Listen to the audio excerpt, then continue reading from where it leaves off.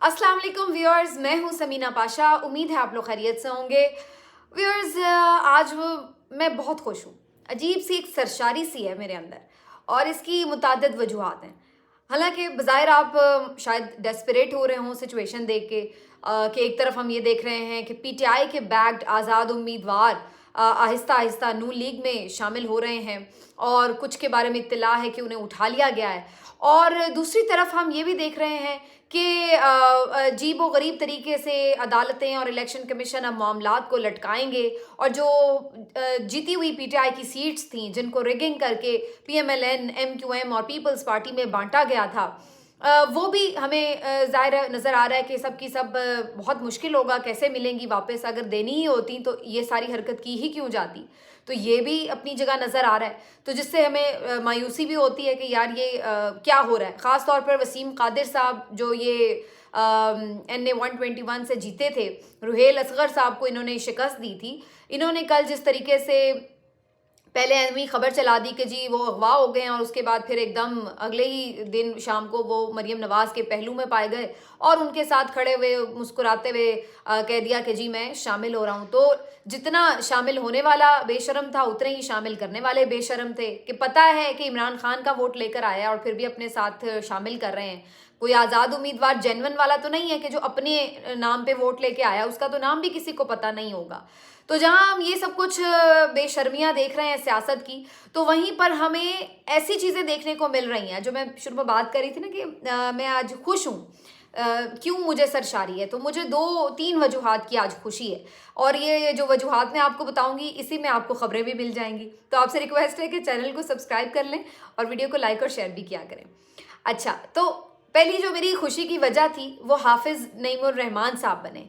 यानी हाफिज़ नईमुर रहमान समेत वो तमाम लोग जो कि किसी भी तरह इस धांधली को एक्सेप्ट करने के लिए तैयार नहीं हैं, या जो आवाज़ बन रहे हैं, या जो आप ये देखिए खुद भी हार रहे हैं लेकिन वो ये बात तस्लीम कर रहे हैं कि पीटीआई जीती है, यानी हक को हक कह रहे हैं, भले वो खुद भी उसके बेनिफिशियरी हो सकते हैं। तो इस वजह से मुझे जहाँ पर वसीम कादिर जैसे लोग नज़र आए, किरदार नज़र आए जो लोगों को मायूस कर रहे हैं, तो वहीं पर हाफिज़ नईमुर रहमान जैसे लोग भी तो हैं।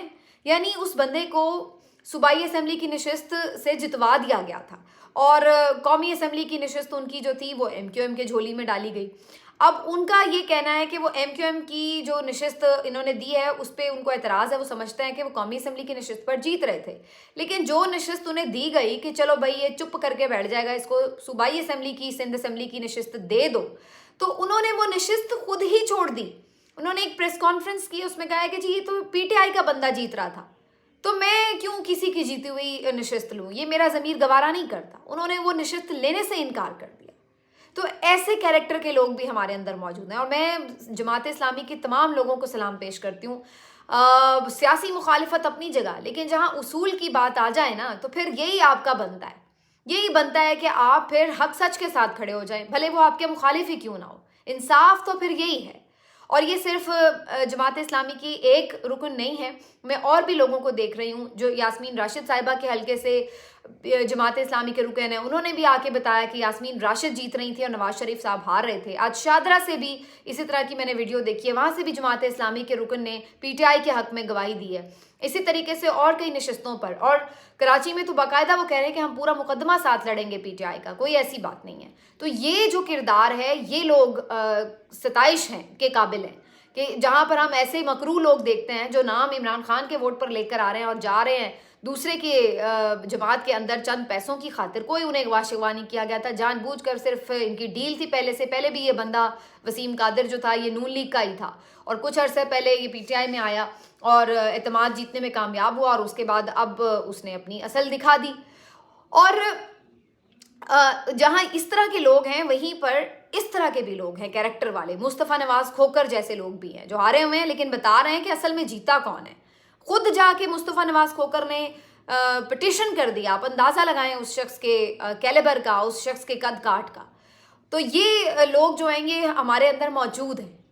तो इसलिए मुझे एक उम्मीद है कि ये जो पाकिस्तान अब बदल चुका है, इसमें आप देख रहे हैं मुखालिफ ANP अहमल वली ने जो कल प्रेस कॉन्फ्रेंस उन्होंने पूरा थ्रू आउट कहा कि जी हम बिल्कुल हम हारे हैं, हमें शिकस्त हुई है, हम इस्टेब्लिशमेंट के साथ हमने मिलकर सियासत की, उसका हमें नुकसान हुआ है और आज से हम नहीं करेंगे फ़ौज के साथ मिलकर सियासत। और अब करें या ना करें वो एक अलग बात है, मैं ये नहीं कह रही, लेकिन मैं आपको ये कह रही हूँ कि अब ये चेंज है आपकी सोसाइटी के अंदर, और जो कोई जेन्युइन सियासी बंदा है या जमात है वो अवाम की नब्ज़ जान चुकी है कि जो इसमें बेनिफिशरी है वो हमेशा से अवाम के दिल के लिए दिल से उतर गया है, और जो इसके अगेंस्ट खड़ा होगा वो अभी घाटे में भी चला जाए, अभी एक आधी सीट उसकी चली भी जाए, तो फिर भी वो फ़ायदे में होगा इन द लॉन्ग रन। अगर किसी में ज़रा सी भी सियासी समझ बूझ और बसीरत नाम की कोई चीज़ है तो वो ये बात समझ चुका है कि अवाम ने उठा के सबको बाहर फेंक दिया है।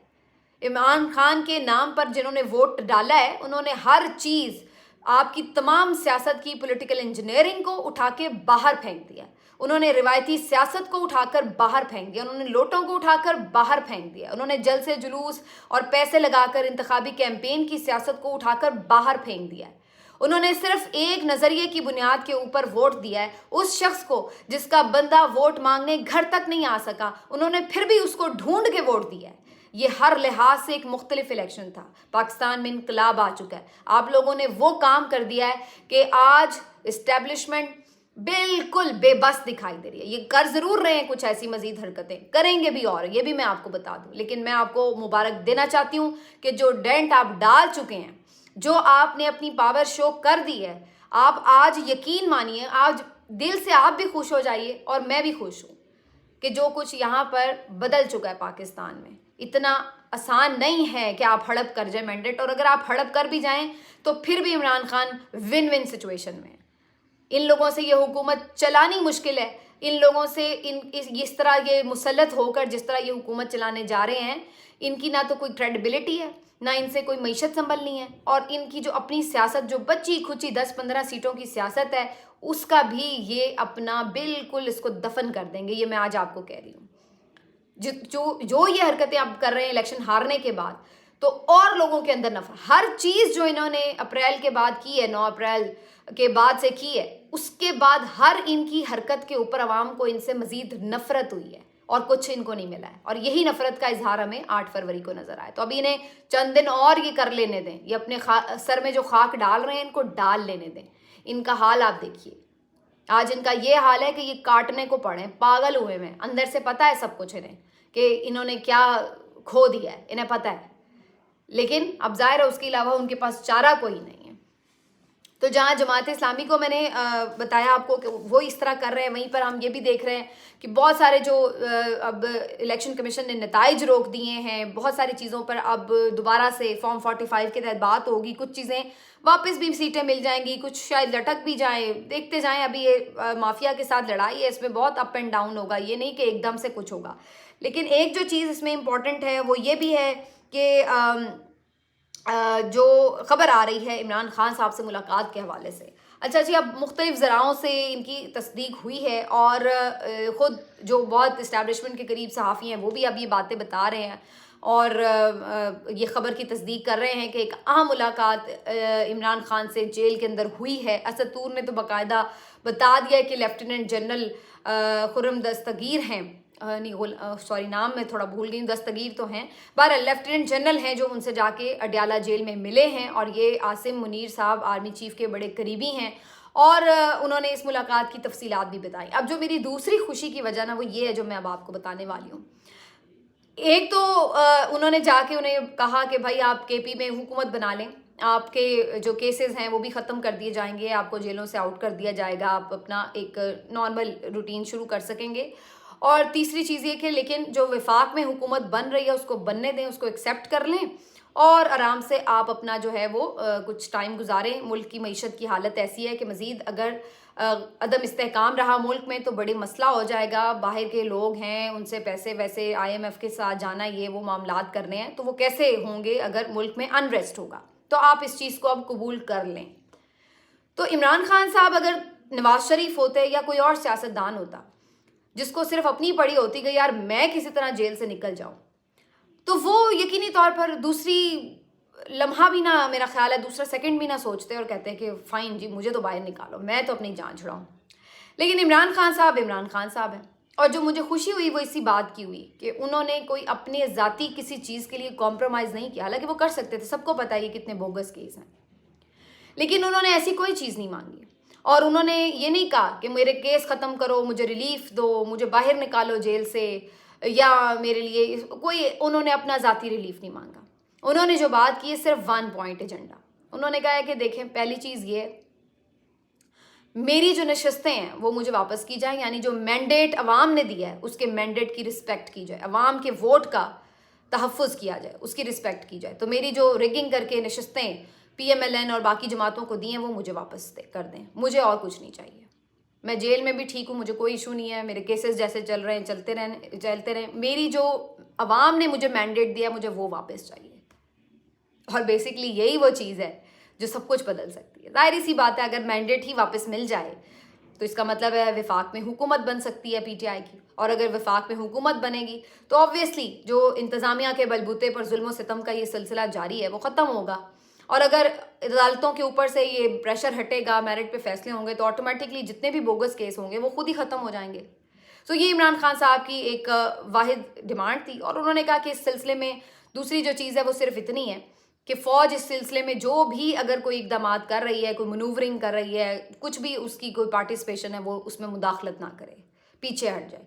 कोई सियासी जमात तोड़नी, कोई सियासी जमात बनानी, किसी को सपोर्ट करना, ये अब नहीं होना चाहिए। फ़ौज अपने आप को इस सारे अमल से बिल्कुल अलग कर ले। बाकी नेचुरली अदालतें जो भी जेन्युइन मेरिट पर फैसला करें हर चीज़ का, वो हमें कबूल होगा, लेकिन हमारी नशिस्तें हमें वापस की जाएं। तो ये इमरान खान साहब ने 100 बातों की एक बात कर दी है। अगर ये चीज़ अगर हो जाए तो इस पर कोई ये नहीं कह सकता कि ये डील है। It's not deal. ये वो एक प्रिंसिपल उसूल है जो कि तमाम कभी किसी ज़माने में एंटी इस्टेब्लिशमेंट सहाफ़ी हुआ करते थे और जो आज भी हैं, वो सब इस बात के ऊपर, जो आइन पसंद हैं, जमहूरियत पसंद हैं, इस बात के ऊपर मुत्तफ़िक़ हैं कि फ़ौज का जो काम है वो करे। तो यही बात आज इमरान खान कह रहे हैं। तो अगर इमरान खान आज एक बात मनवाने की पोजीशन में आए हैं तो मेरे पाकिस्तानियों, वो आप लोगों की वजह से हैं। अगर इमरान खान से कोई बात करने पहुंचा है तो वो आपकी वजह से पहुंचा है। आपने उसे इस सिस्टम का सबसे बड़ा मैंडेट देकर इतना रेलेवेंट कर दिया है, इतनी उसकी अहमियत बना दी है इस सिस्टम के अंदर कि अब कोई उसको इग्नोर नहीं कर सकता। चाहे PTI ऑपोजिशन में बैठे, चाहे इमरान खान जेल में बैठे, चाहे इमरान खान कहीं पर भी बैठे, उसको आप इग्नोर करके मुल्क को आगे ले जा ही नहीं सकते। इमरान खान इसलिए नहीं मुझे कि भाई इमरान खान को इग्नोर नहीं किया जा सकता, मुझे ये कि आपने अपनी पावर दिखाई है, यानी आपको इग्नोर नहीं किया जा सकता क्योंकि ये वोट आपने दिए थे, ये वोट आपके वोट थे। आपने अपनी पावर साबित करके ये साबित किया कि आप रेलेवेंट हैं, आप फैसले कर सकते हैं। ये चीज़ मुझे सरशार कर रही है। इमरान खान पावर में हो या ना हो, इससे ज़्यादा इंपॉर्टेंट बात यह है कि जिसे आप चाहेंगे आप पावर में ला सकें। ये सबसे बड़ी इंपॉर्टेंट बात है। आपने उसको सिस्टम से आउट करने की देखा कितनी कोशिशें की, लेकिन आपने उसको रेलेवेंट बना दिया। आज जाना पड़ रहा है, उसको इंगेज करना पड़ रहा है, उससे बात करनी पड़ रही है। और जो दूसरी चीज़ मुझे खुशी हुई कि इमरान खान साहब ने कोई पर्सनल गेन्स के ऊपर डील नहीं की। उन्होंने फिर अवाम के मैंडेट की बात की है जो कि उनका राइट है, इसको कोई डील नहीं कह सकता। बात करने से वो कभी भी ये नहीं कहते थे कि मैं बात नहीं करूंगा, लेकिन वो बात क्या करते थे, पहले वो साफ शफाफ इलेक्शन मांगते थे और आज जैसे तैसे भी इलेक्शन हुए, उन्होंने कहा कि उसके तहत भी जो रिजल्ट आ गया वो भी सही साफ शफाफ कम से कम दे दें। तो वो अपनी उसी प्रिंसिपल स्टांस पे हैं, ये जान के मुझे खुशी हुई। और ये अगर मुझे कोई ऐसा शख्स कहता जो कि इमरान खान का हामी होता तो मैं कहती शायद ये कोई उसमें मनूवरिंग करे। ये मैं उन लोगों की बात आपको बता रही हूँ जो इमरान खान के बदतरीन नाक़िद रहे हैं, जो सारी ज़िंदगी इमरान खान पर तनकीद करते रहे हैं। ये उन लोगों के मुंह की बात है कि जो इमरान खान की हुकूमत में ज़ेरे अताब रहे हैं और उनके दिल में इमरान खान के लिए कोई हमदर्दी नहीं है। लेकिन अगर वो ये बात कह रहे हैं कि भाई उसने ये उसूली मौक़िफ़ अपनाया है, तो फिर आप समझ जाएं कि वाकई इमरान खान एक उसूल के ऊपर खड़ा हुआ है। और मेरे ख्याल से यही वो पॉइंट है जिसके ऊपर अब पाकिस्तान के मीडिया को, पाकिस्तान की दीगर सियासी जमातों को जो कि वाकई जमहूरियत पसंद अगर हैं तो इमरान खान के साथ खड़ा होना चाहिए, जैसे जमात इस्लामी खड़ी हुई है। जैसे हम मीडिया में बहुत सारे एंकर्स को देख रहे हैं कि वो अब खुल के बात कर रहे हैं इस चीज़ के ऊपर।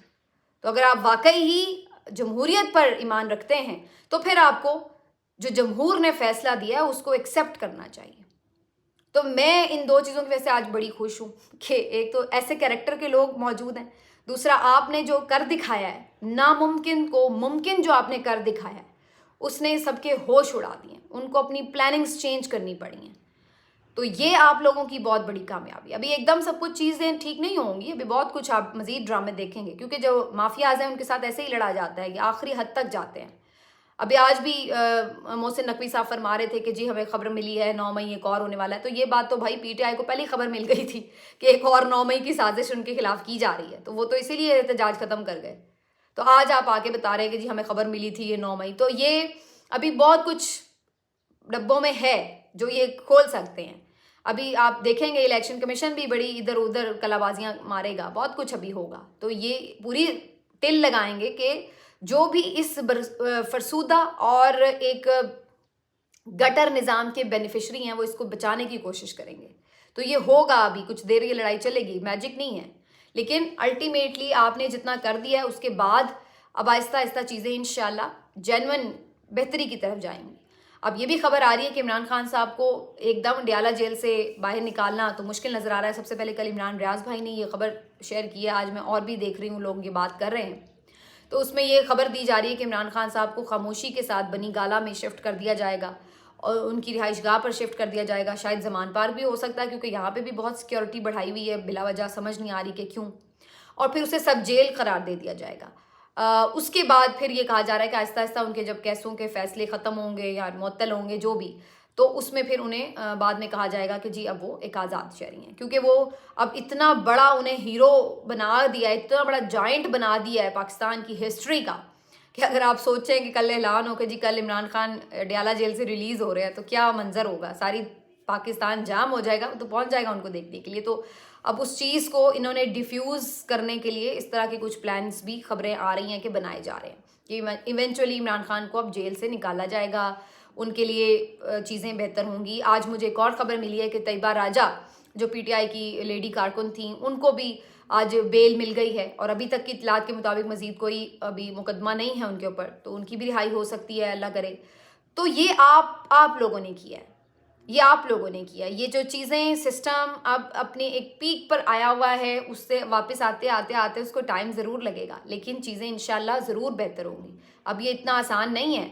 अगर मैं बहुत ऑप्टिमिस्टिक होकर ना भी सोचूं कि जी नहीं पाकिस्तान की तहरीक इंसाफ की हुकूमत भी नहीं बन रही, लेकिन फिर भी आप देखिए कि वो अगर अपोजिशन में भी हैं, वो अगर केपी में गवर्नमेंट बना भी रहे हैं, अगर उनके ऊपर ये मुसल्लत जबर जो है ये ख़त्म भी हो रहा है, तो ये कितनी मौजूदा हालात में एक बहुत बड़ी अचीवमेंट है। अगला काम जब वो अगला बाहर आएगा ना वो खुद ही कर लेगा, उसको पता है कि उसने आगे क्या करना है। जब वो बाहर आएगा तो बाकी वो इनको निबेड़ लेगा खुद ही, वो उसके लिए कोई इशू नहीं है, उसके लिए ज़्यादा मेहनत करने की भी ज़रूरत नहीं रहेगी, क्योंकि सबको पता है कि अब अगर ये इलेक्शन दोबारा होते हैं तो फिर इसके बाद तो कोई बचत ही नहीं है। अब यहाँ पर तो इतना कुछ करके बैट ले लिया, ये कर वो कर, सब आपको पता है, रिपीट करने की ज़रूरत थी। उसके बावजूद ये सिचुएशन थी, तो अगर एक नॉर्मल कंडीशन में जब उससे बात करके बैट वापस करके हर चीज़ करके इलेक्शन हुए, तो कोई एक सीट भी कोई जीत जाएगा तो सब हैरान ही हो रहे होंगे कि वो भी कैसे जीत गया। तो इसलिए सिस्टम को अब सारी समझ आ रही है कि अब मज़ीद इसको पंगा करना, इस सारे मामले के साथ अवाम के साथ मज़ीद लड़ना, ये किसी के किसी के भी मफाद में नहीं होगा। कोशिश है कि अभी 2-3 और चीज़ें ऐसी हल्ले आखिरी बोले जाएं कि शायद कोई इमरान खान का और उसके सपोर्टर का तोड़ निकल आए। तो कुछ लोग होते हैं ऐसे आकबत नाउंदेश जो उल्टे मशवरे देते ही चले जा रहे होते हैं।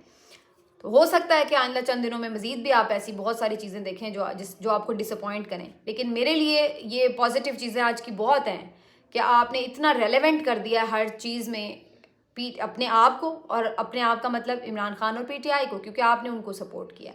तो ये जो अवाम का रेलेवेंट होना है ना, ये बड़ा इंपॉर्टेंट है, ये बहुत बड़ी अचीवमेंट है। मिलते हैं आपसे अगले वीडियो में, अपना ख्याल रखिए, अल्लाह हाफिज़।